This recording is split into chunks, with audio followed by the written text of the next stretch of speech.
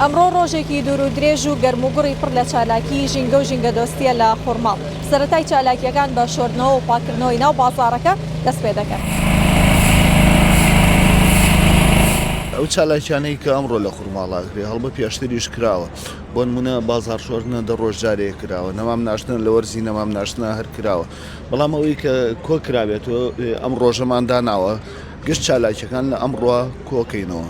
بۆ نمونە پاسکیل سواریەیان نەمام ناشتنیان پاک و خاوێنیە چەند حملەیەکە پاک و خاوێنەکەی لەناو شاری خورماڵە. بەردەوامیش ئەم ئیشە ئەکرێت، بەڵام کۆکراوەی ئیشەکان هەمووی لەم ڕوا ویستمان وەکو سیمایەکی جوان پێشکەش بەم شارە بکەین. زۆر سپاس.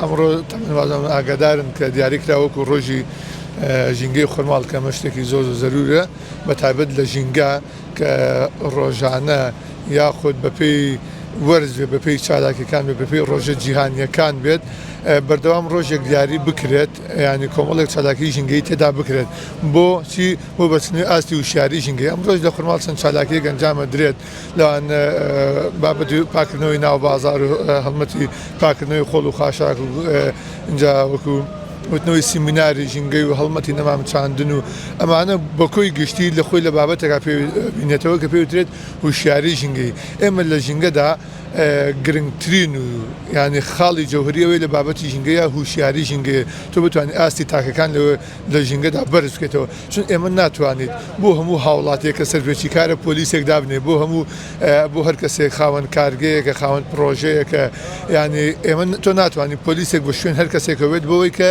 بڵێ ینی ئەم کارە ئەنجامەدە بۆی کە نەبیتەوەی پیسبوونی ژینگە.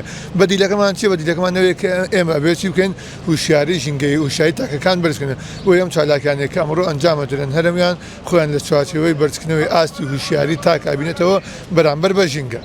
چالاکیەکان چی و چین؟